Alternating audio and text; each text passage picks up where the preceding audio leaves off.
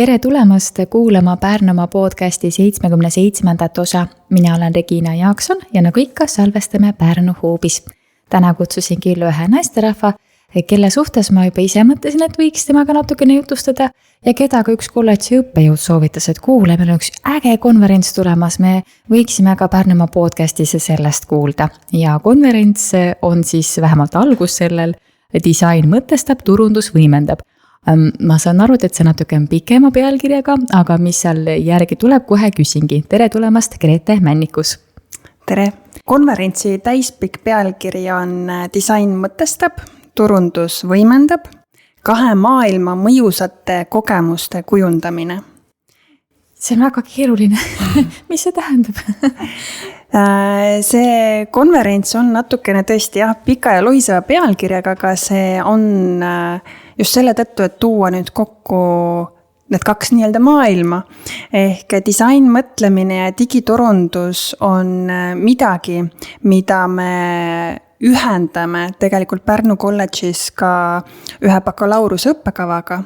Lisaks meil on magistriõppekava teenuste disain ja juhtimine ehk meie selline, ma ütleks, et isegi laiemas mõttes kolledžiga teistes õppekavades on disain mõtlemine ja teenuste disain hästi tugevalt seotud ja seostatud ja läbi nende kahe esimese nimetatud õppekavade mina ise oma igapäevatöös pean ühendama neid kahte maailma.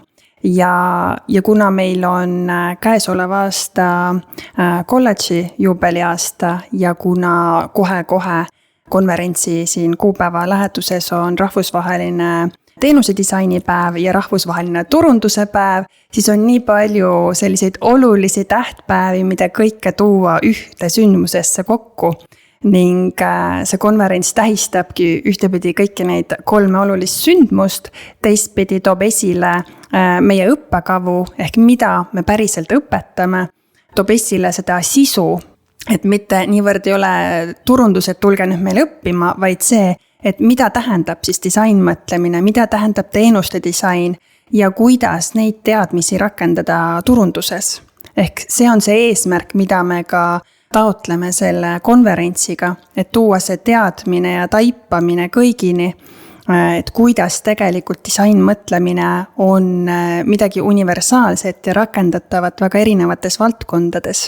Mida tähendab üldse disain mõtlemine? Juba see on selline, disain, mõtlemine, kaks koos, mis see tähendab? Mul on meeldinud öelda, et disain mõtlemine on probleemide lahendamise kunst. Ehk ei ole olemas lahendamatut probleemi, vaid on olemas mitu lahendust.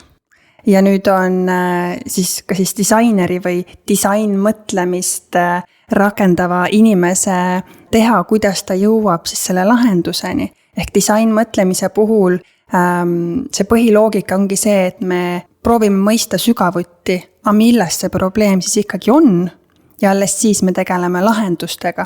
Praktikas me hästi tihti ju näeme, et kui on väljakutse, siis me hakkame kohe seda lahendama, süübimata, aga milles tegelikult probleem on, mida me lahendame. Ja nii võib juhtuda, et me lahendame tõesti valesid probleeme. See disain mõtlemine, kui seda mõistad, siis see on selline mõtlemist muutev, et sa hakkadki natukene teistmoodi lahendama väljakutseid või probleeme või natuke teistmoodi mõtlema. Ja minu arust see on üks suurimaid asju, mida saabki kaasa anda nii sellel konverentsil kui üldse sellise disain mõtlemise teenuse disaini õppelt, et muuta inimeste mõttemaailma selleks, et ärilises mõttes tegelikult hoida kokku kõvasti ressursse, et me tegeleme õigete asjadega. Selleks, et me mõistaksime, millega me peame üldse tegelema ja kuhu me tahame siis jõuda läbi selle.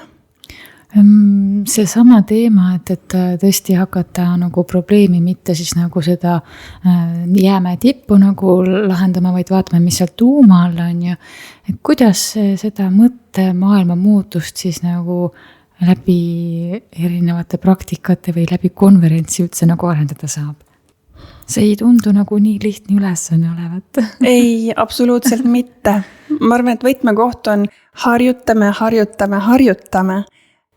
See, et me midagi teame, see tegelikult veel ei muuda meie käitumist, aga selleks, et me oma käitumises neid muutusi loomulikult omaks võtaks, siis ikkagi selline mõtestatud tegevus, mõtestatud muutused, mõtestatud praktikad. Et selle tõttu on ka konverentsi pealkiri, et disain mõtestab, annab selle mõtte ja turundus on siis see, mis aitab selle mõttel lendu tõusta.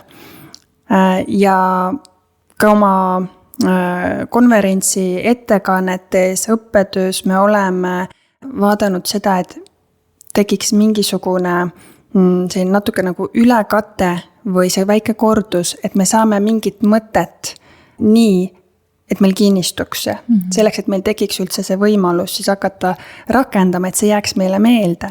Loomulikult konverentsiga seda kõik edasi anda on päris suur väljakutse ja päris nii lihtne see ei ole, sest meie tudengid õpivad seda aastaid.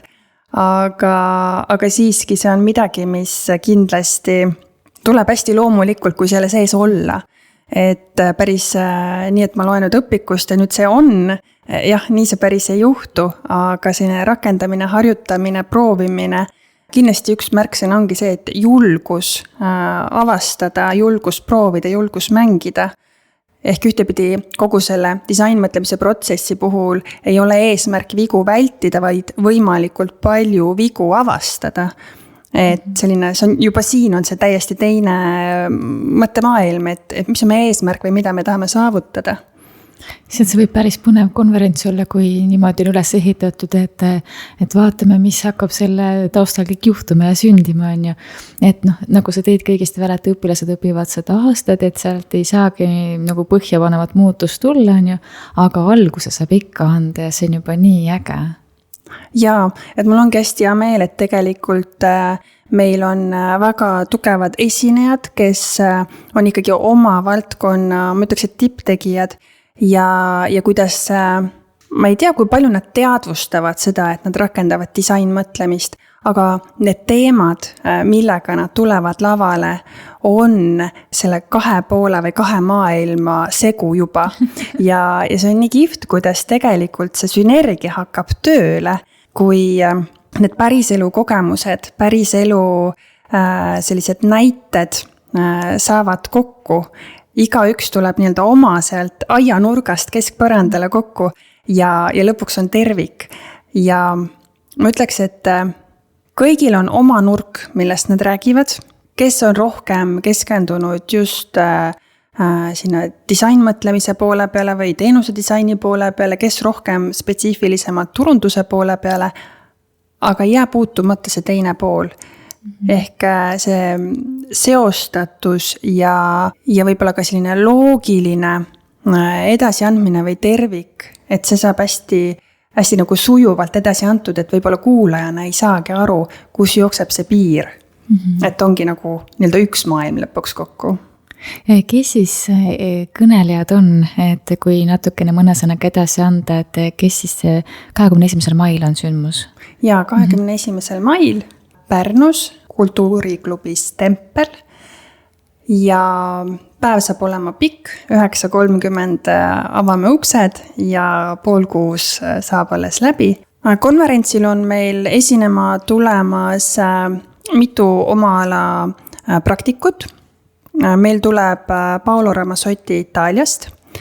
Tema räägib oma ettekandes sellest, miks enamik turundusprobleeme ei ole tegelikult turundusprobleemid. Ehk selline juba on intriig sisse punutud. Siis meil tuleb rääkima Katrin Tihvert, kes täna on meil magistrant, aga juba oma valdkonnas aina rohkem tuntust koguv praktik. Katrin räägib meile kliendikogemusest, et kuidas kliendikogemus algab edu definitsioonist. Siis meil on tulemas Südameapteegi turundus- ja kommunikatsioonijuht Enel Kolk. Enel räägib klienditeekonnast, et miks klienditeekond ei alga ega lõppe kassas, et milline see klienditeekond tegelikult on. Siis meil tuleb Vahur Singa. Vahur räägib usaldusest enne teenust, kuidas autoriteet kujundab kliendi otsuse juba enne esimest kontakti. Siis meil on tulemas Karl Multer. Karl Multer räägib, kes on süüdi. kas turundus või toode? Ka intriigi natukene. Siis tuleb Marit Valge. Marit räägib Telia kogemusest, kliendi tagasisidest innovatsioonini, kuidas ideed päriselt teenuseks saavad Telia näitel, et hästi põnev selline projekt või algatus. Siis on meil Karl Vihul.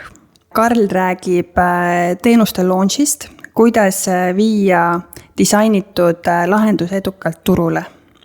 Kas see konverents on siis ennekõike nagu ärilistele ettevõtetele või on see disain mõtlemine ikkagi nagu laiemale publikule mõeldud? Pigem on ikkagi laiemale publikule, kuigi jah, võib-olla vaadates esinejate tausta, siis ärilised või selline klassikaline ettevõtlus või kasumile suunatud organisatsioonid, et nendel on võib-olla läbi selle kogemusloo lihtsam suhestuda, aga kindlasti on kõigil sellest nii-öelda midagi kasulikku kaasa võtta, sest sellised vundamendid on ikkagi universaalsed. Et ma arvan, et kõigile on siin midagi, kes on huvitatud, kuidas disainmõtlemist ja turundust paremini organisatsioonis rakendada. Ja kindlasti neile, kes tegelevad ise turunduses, on see selline midagi, mis annab võib-olla uusi ideid, värsket mõtlemist, et kuidas veel saaks või mida märgata. Kui palju käivad disain, mõtlemine ja turundus nii-öelda käsikäes omavahel või kui palju need peaksid käima käsikäes? Need ühtepidi käivad käsikäes märkamatult ju praegugi, aga ma ütleks, et killustatuna.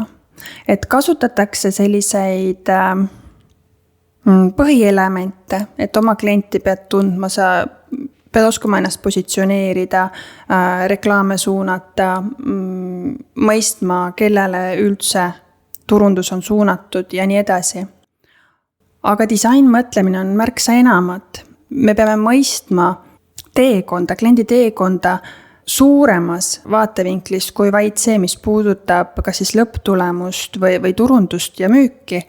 Et me peame mõistma, mida see klient ka kogeb, millist kogemust me luua tahame, mis täna ei lase meil seda head kogemust luua, milline on see teenus, mis tegelikult lahendab kliendi väljakutseid, probleeme või teeb ta elu paremaks, või milline on see toode, miks mitte.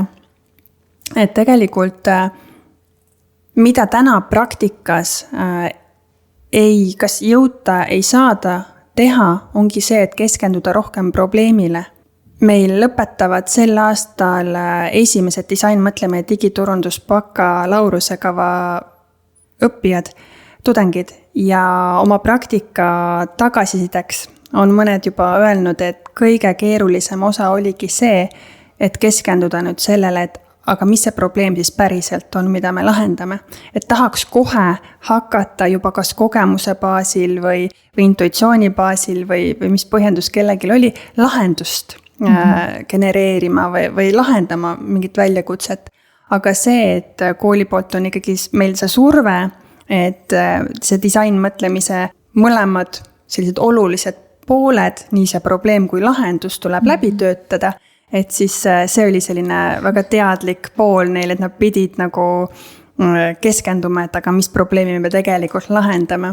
Et võib-olla see on ka praktiku jaoks täna väljakutse ja tõesti, et kui ei ole ressursse aega eelkõige selleks, et sellele rohkem keskenduda, siis peabki midagi muud ja kuskil mujal muutuma selleks, et sellega ka tegeleda.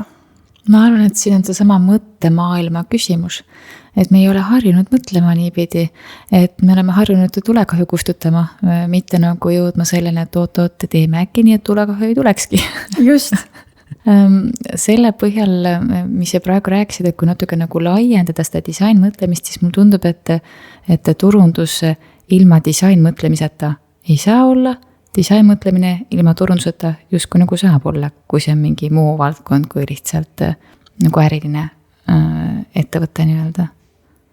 Jaa, disainmõtlemine on midagi, mida me saame rakendada vundamendina või baasina ükskõik mis valdkonnas tegelikult.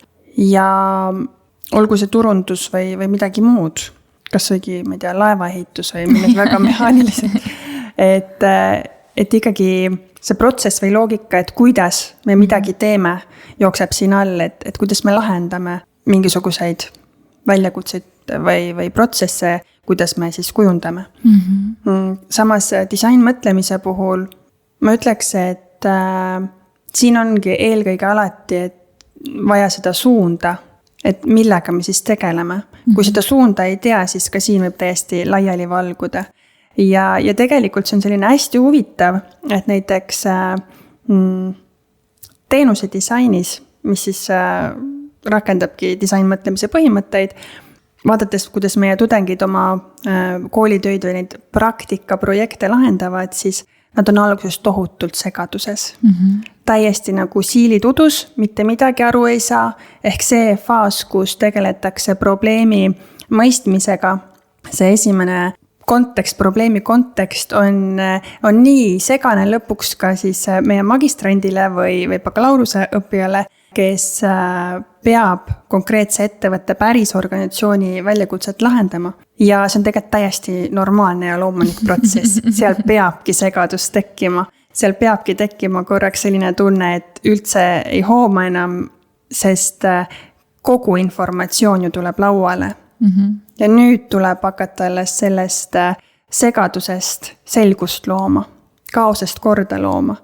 Ja see on koht, kus hakkavad alles sündima need uued ideed, uued mõtted, mis päriselt lahendavad päris seda juurprobleemi. Ehk võiks öelda, et sellele loogikale või protsessile ongi iseloomulik, et kuskilt maalt on tunne, et oled täiesti kadunud, enam ei saa midagi aru, aga see ongi lihtsalt selleks, et jõuaks päris tuumani. Kuidas siis nagu see asi hargnema hakkab? Sest et kui on mingi olukord vaja probleemini lahti või probleemi tuumani lahti võtta ja siis istud selle hunniku ees või istun selle hunniku ees, vaatan nagu pea on juba laiali otsas, eks ju, ei tea, mida teha, kuhu joosta, tahaks ju selle ära panna, tegeleda 10 muu asjaga, et tahan nähagi seda, et mis hetkel siis ta ise nagu hargnema hakkab või kuidas seda nagu saab aidata hargnema hakata nii-öelda?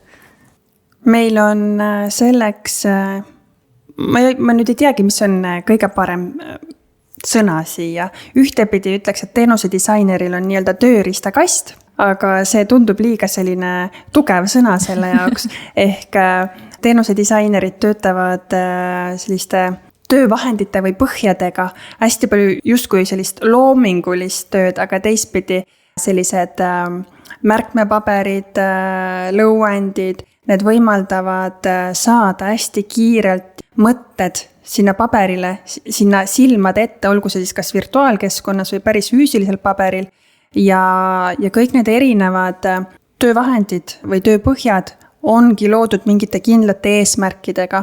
Ja tegelikult kogu selline, ma nüüd räägin küll rohkem teenuse disainist, aga see siiski põhineb disainmõtlemise loogikal, et see protsess on ju nii-öelda teoreetilises võtmes loodud või see on olemas ja tegelikult nüüd ongi vaja kasutada siis neid erinevaid meetodeid, mida seal protsessis on vaja siis läbi käia selleks, et leida lahendusi. Mis teeb jälle pildi võib-olla keerulisemaks on see, et ei ole see, et võt siin on see etapp ja nüüd kasutad seda meetodit, vaid tegelikult siis see teenuse disainer peab valima oma sellest tööriistakastist, mis on parasjagu vajalik nii-öelda tööriist selleks, et see vastus kätte saada. Ehk hästi peab aduma, et mis on üldse minu võimalused, mis mul on vaja teada saada, mis on parasjagu see koht, millest ma ei saa üle, aga mul on vaja saada, mida ma saan võtta abiks selleks.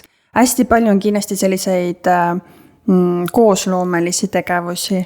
Teenuse disaini sa ei saa teha väga hästi üksinda, et sul on vaja seda meeskonda sinna, kaasata erinevaid osapooli.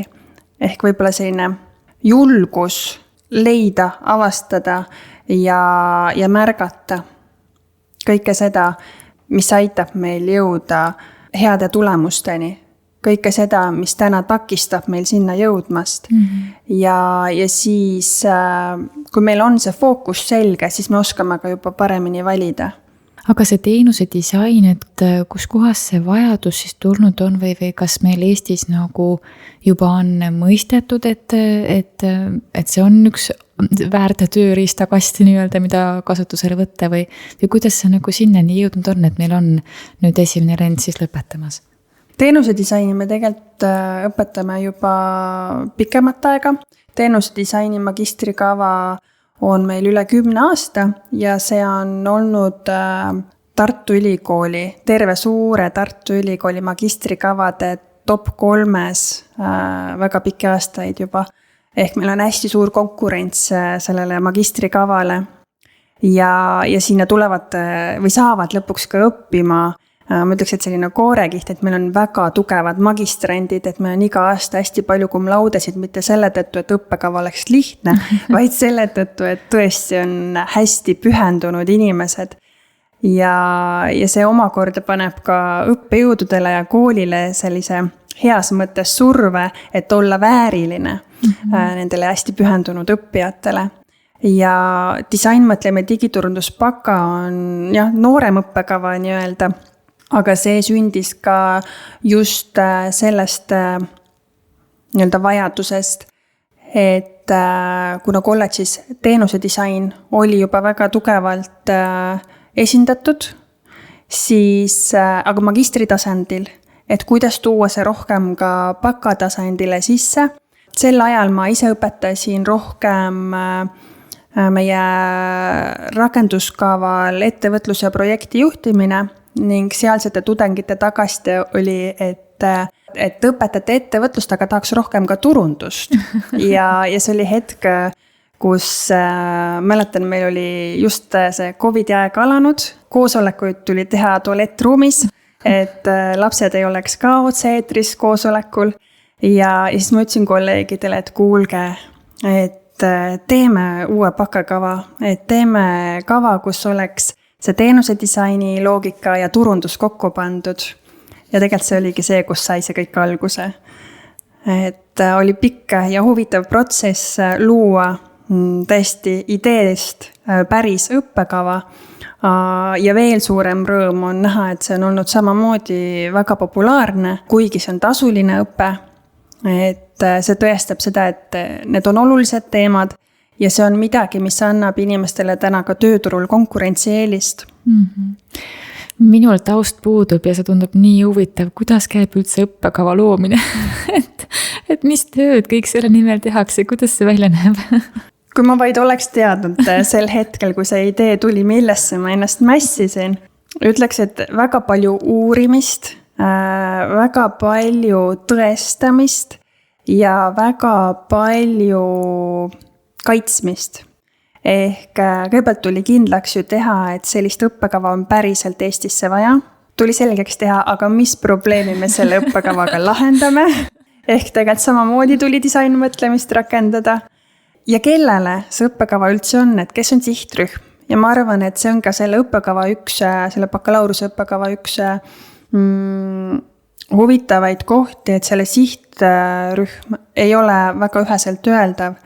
Sellest õppekavast huvituvad noored, kes alles hakkavad oma karjääri looma või alles on oma karjääri alguses, kuid sellest õppekavast huvituvad ka täna turunduses väga tugevad praktikud.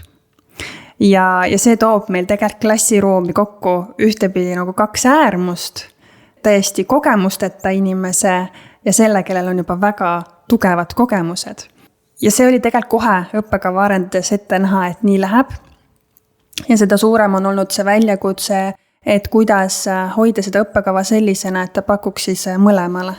Et ta ühele ei oleks liiga keeruline ja teisele, et ta ei oleks liiga lihtne. Et mõlemad saaks sealt midagi. Ja kui oli selgeks tehtud, kellele seda vaja on, mis probleemi me lahendame, siis tuli kirjutada kokku väga põhjalikud analüüsid muidugi, ei saa üle bürokraatiast.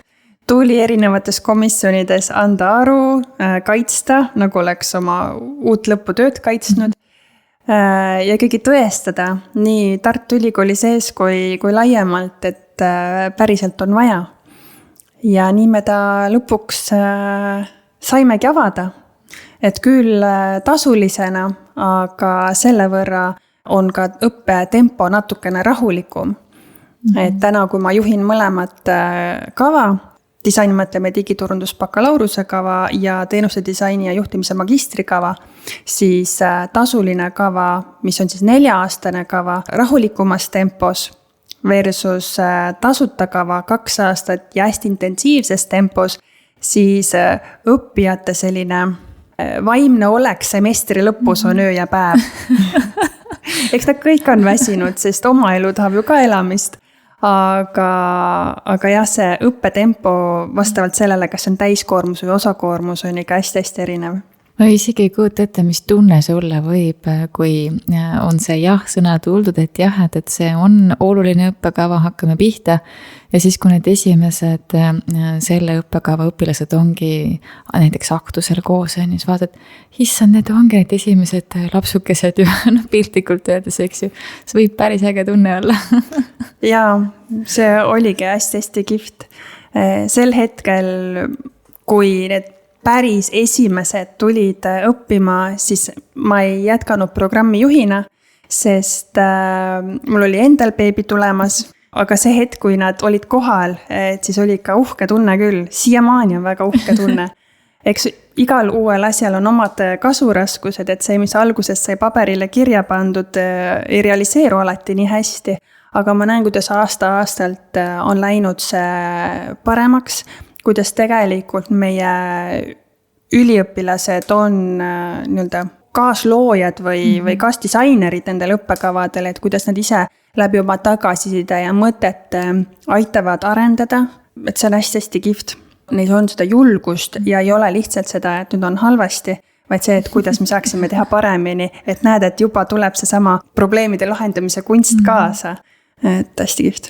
Kui rääkida nüüd ka nendel praktikatöödest, siis et üks asi oli see, et kui üliõpilane ise on natuke segaduses, et ta nüüd ei tea täpselt, mis probleem on ju, aga ma mõtlen, et nagu praktika nagu siis töökohad nii-öelda, nendel on veel suurem segadus, sest keegi pole ju küsinud kunagi, kuule, mis teil päris probleem on ju. Et kuidas seal õpilaste tagasiside oli, kuidas nagu tööandjad lõpuks aru said, et kas nad said üldse aru, et neil oli probleem? Magistrantidega me tegelikult teeme nii, et meil praktikaorganisatsioonid ja praktikaorganisatsioonide poolsed juhendajad on meie vilistlased. Just selle tõttu, et nad saaksid olla need majakad meie kohati eksinud magistrantidele, sest nemad juba teavad, mis ees on ootamas. Nad teavad, mis võib juhtuda ja nad teavad ka seda nii-öelda metoodilist põhja. Ehk nad on alati selline hea tugi lisaks meie õppejõududele. Ja muidugi hästi tugev vundament ongi meie oma õppejõud, kes ju tegelikult protsessi haldab, hoiab, juhib. Ja nii kõikides ainetes, kus me tegelikult selliseid päris elu teemasid käsitleme või lahendame, et me toome selle disainmõtlemise sisse näiteks ka brändingusse, et kuidas me arendame organisatsiooni brände lähtudes disainmõtlemisest. Et jällegi meil on päris organisatsioonid, kes konkurssi korras on kandideerinud, on pidanud välja tooma, mis on nende tänane väljakutse ja siis me läheme nagu õppeaastasele teekonnale kõik koos. Aga on näha, et tegelikult on organisatsioonidel kohati keeruline öelda, et mis see päris siis väljakutse on, mida lahendada.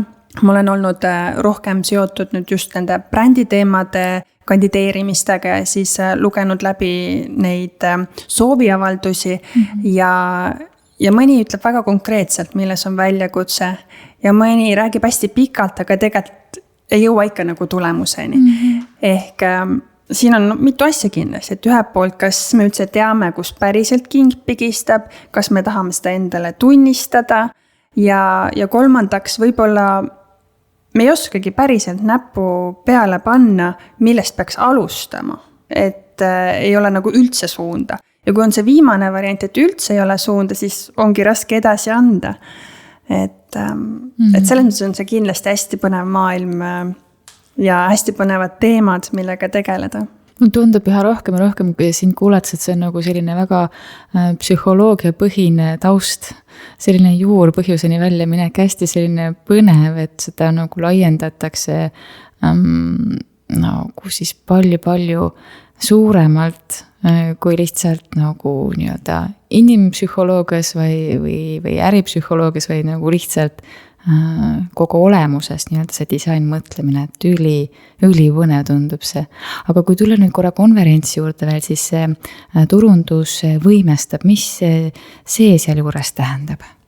See tähendab seda, et kui me teame, mida me üldse inimesteni viia tahame, mis on see meie sõnum, mis on see meie toode või teenus või ükskõik midagi muud, siis turundus annab meile selle võimaluse jõuda õigete inimesteni. Ehk tegelikult turundus, kui see on hästi tehtud, siis see võimaldab meil jõuda täpselt õigete inimesteni nii, et me ei hajutaks oma ressursse ära nendele inimestele, kes tegelikult seda juttu üldse ei peaks kuulma, keda see ei huvita, keda see ei kõneta mitte kuidagi nii ehk naa. Ehk tegelikult seesama üks lemmiklauseid, mida ikka tudengitele ühes või teises kastmes mitmed õppejõud siin kaasa arvatud mina kordame, et müües kõigile ei müü sa mitte kellelegi, ehk proovides kõnetada kõiki, ei kõneta sa mitte kedagi, et siis turundus ongi see, kus on väga palju erinevaid võimalusi, väga palju erinevaid lahendusi, keskkondi, mida kasutada selleks, et täpselt nende õigete inimesteni jõuda. Jah, muidugi väga palju oleneb, milline on see organisatsioon, kas see on väike organisatsioon, kellel on nišiturg ja ongi väga selgelt teada, kes on need inimesed, kelleni jõuda, või on hästi suur organisatsioon, mis on massiturule ja ta justkui tahabki kõigini jõuda. Ehk tegelikult tuleb väga hästi turundajal tunda oma turgu, tunda neid inimesi, teada, kus kohas need inimesed on, ehk millistes kanalites või kohtades need inimesed kätte saada või kõnetada, kuidas need inimesed tahavad või on valmis, et neid kõnetatakse erinevates kohtades. Ehk see on järgmine väga peen kunst justkui. Ja siis need kaks asja kokku ongi nii hea tervik, et me ei kuluta oma ressursse kohtadesse, mis meie tagasi ei anna. Ehk meie ressursid lähevad lihtsalt kaotsi.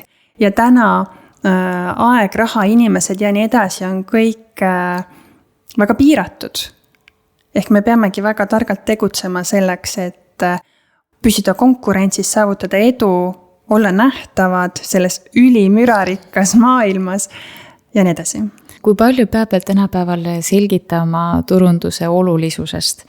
Et kas see sõna turundus on kõigile juba üheselt mõistetav?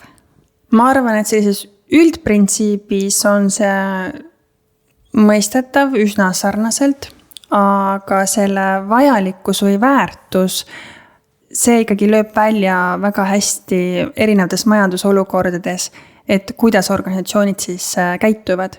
Et kui on väga keeruline, siis kust esimesena kokku hoitakse väga tihti turunduselt, mõtlemata sellele, et see võib hiljem ikkagi mõnes mõttes karuteene teha ja kui me kaotame mingisuguse kas nähtavuse või me ei panusta sellesse, et olla nii-öelda kliendi teadvuses. Et isegi kui ta täna ei osta, siis on oluline, et me püsiksime tal meeles.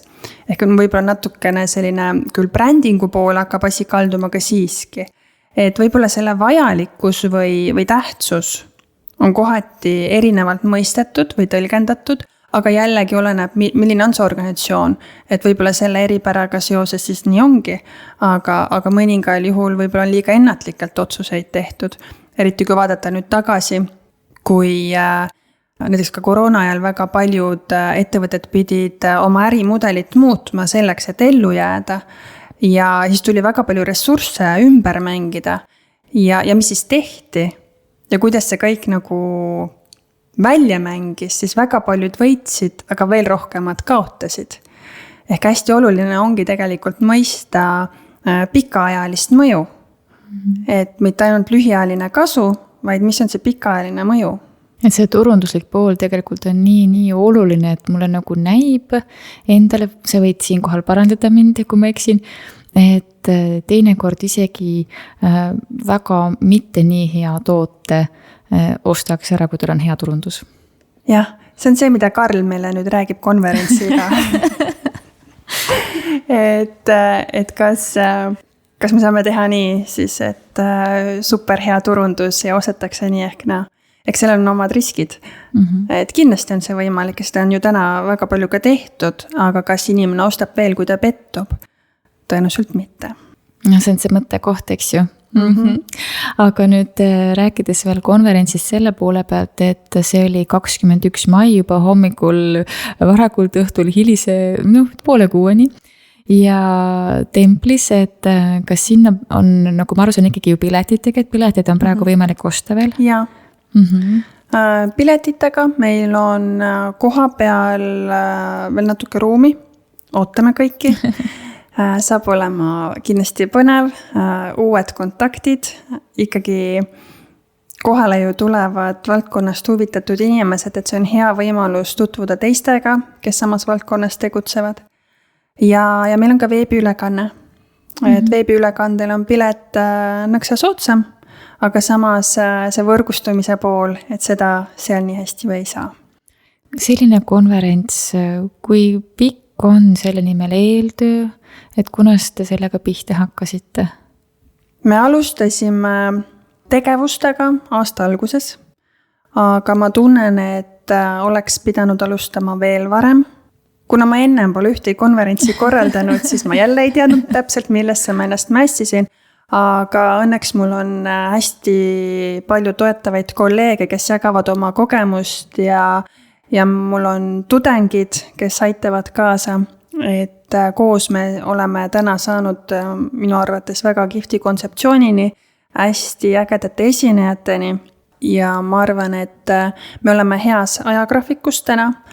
Me kohtume iga esmaspäev ehk tegelikult sellist korralduslikku tööd ühe päeva nimel on hästi palju, aga ma arvan, et järgmine aasta mul on väga palju tugevam tunne teha, kui me tahame uuesti konverentsi korraldada. Et see on ikkagi selline hästi pikk protsess, et kolleeg, kes korraldab sügisel projektijuhtimise konverentsi, alustas juba eelmisel nädalal. Et nagu ma aru sain sinu jutust, siis on plaan seda konverentsi teha traditsiooniks. See on minu unistus. Jah. No igatahes on mida oodata. Aga praegu, kui keegi tahab lisainformatsiooni lugeda või veel esinejate kohta, et kus kohas see info kõik olemas on? Kolledži kodulehel on lisainformatsioon üleval ja Fientas. Et pileteid me müüme Fienta kaudu, kuna see on selline hästi hea ja mugav keskkond täna kogu seda piletimajandust koos hoidmaks. Ja kõigile, kes täna siin kuulevad meie konverentsi kohta infot, siis saladuskattel saab öelda, et saab sooduskoodi. Et Fientas, kui panna sooduskoodi väljale konverents 20, siis saab 20% soodustust. Ja kindlasti aeg-ajalt sotsiaalmeedias, kolledži erinevates kanalites on esinejate tutvustusi, aina tuleb juurde. Et tuleme uudistama. Jah. No ei olegi muud öelda, kui et veel rahulikku närvi. Ma tean, et sellise sündmuse korraldamisel see lõpp läheb kõige kiiremaks tavaliselt. Aga kui eeltöö kõik on hästi tehtud, siis ei ole muud teha, kui lõpus lihtsalt öelda, saime tehtud. Aitäh sulle, Grete, jõudu tööle. Aitäh!